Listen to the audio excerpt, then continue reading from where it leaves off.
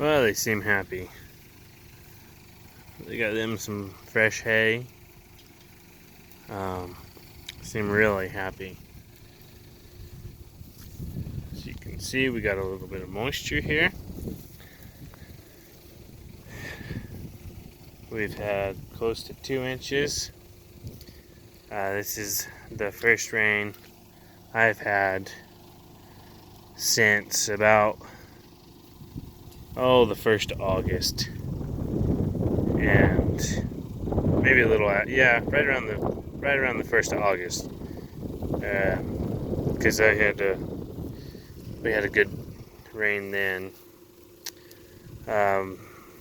These calves, we just weaned them, I want to say Saturday.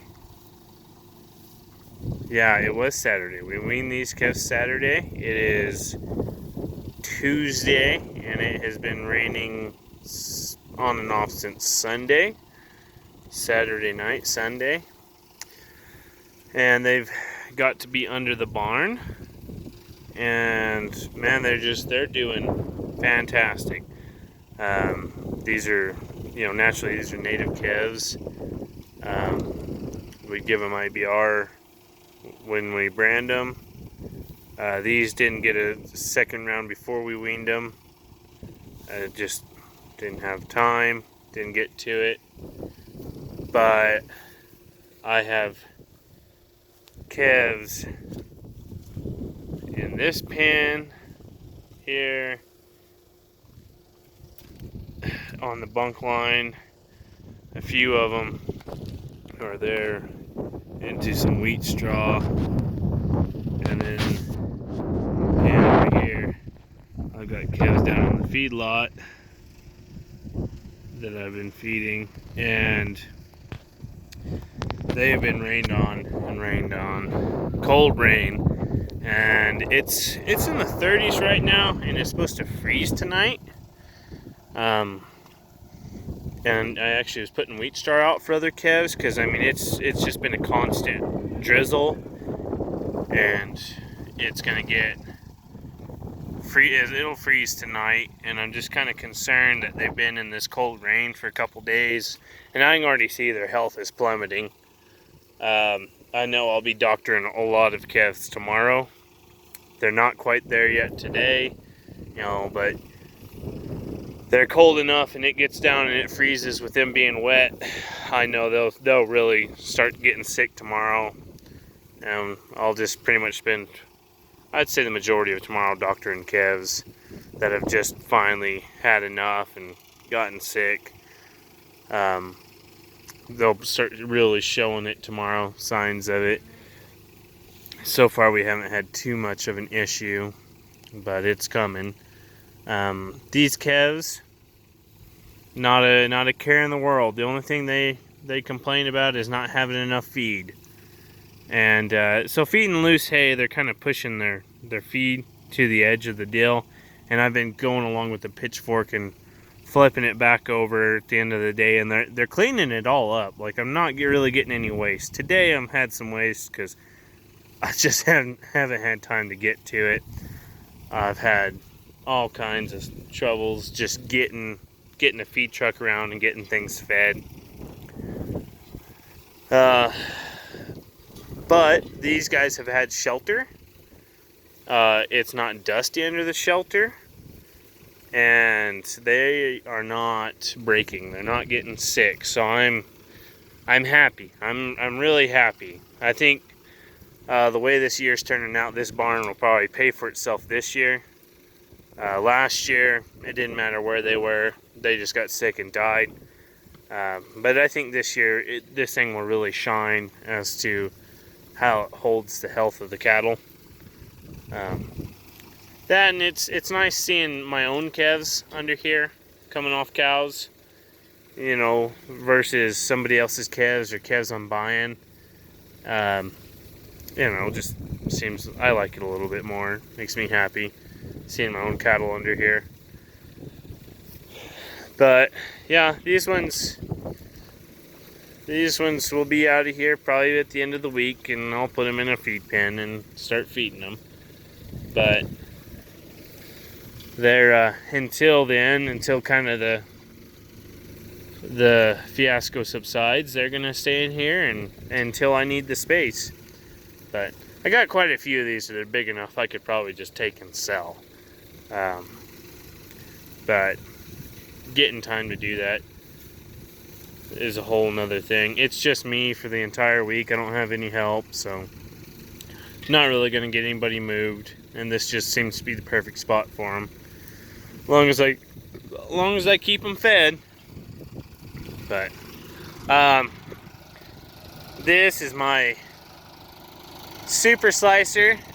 This thing has actually just been just amazing.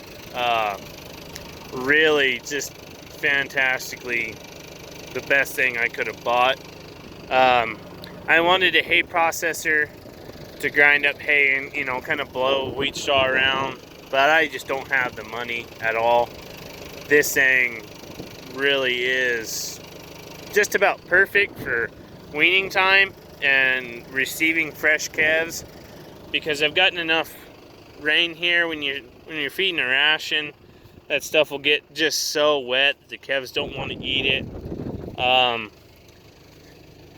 Fresh calves, you know, they'll sit there and they'll eat this stuff even though it might get wet. It's quite a bit of energy in it. You know, this stuff has some alfalfa in it, feeding a good quality hay. And I can run down the bunks and feed them real quick. I'm doing it twice a day. And I can, I've got some of those pens down there that feed's been sitting in for a day and the calves don't want to touch it, and I've just I've halted feeding them a little bit, and then I've just gone back with this in place and just feeding them hay, just to kind of get us through this little spell. And it's doing a really good job, because I'm feeding a pretty wet ration this year, pretty wet. And so give them some dry hay, keep them happy.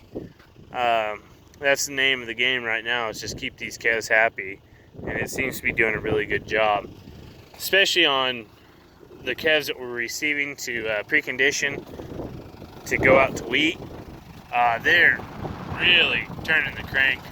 Our biggest, my biggest deal with it right now that I have is it's not the machine, it's figuring out how to build the feed out. And I kind of came up with a way to do that, because beforehand, you know, I would take, I fed a bale of hay to these calves, and I'd bill the customer for that bale of hay.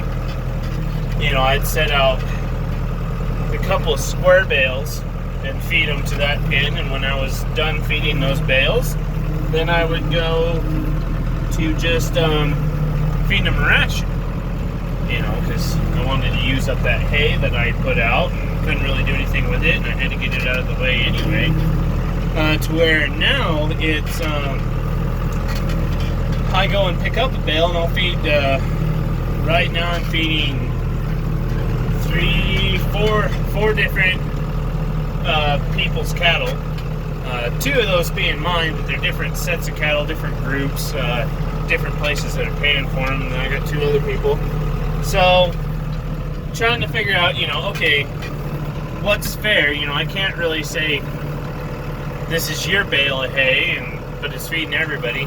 So I'm having to, I switched to trying to figure out, just kind of do hay per day charge, you know, so many cents a head a day, because hay's costing $150 to $180 a ton here right now.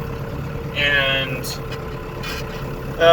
you know, one of these bales is worth about, you know, anywhere from $125 to $140 a bale, and you got to figure out how many cattle are eating off that bale, and you know how many times you're feeding them, and that's the only thing I have going on with it. Where, you know, that's so. Whereas I'm just using the same sheet that I use for my regular. I have all my pins on one sheet to keep track of it, and for my regular feed. And so what I'm just doing is there's so many head in this pen, and I'm feeding. I just put right now. I'm just putting yes. I fed this pen, and that's what I'm doing for right now. But I'll show you these calves too.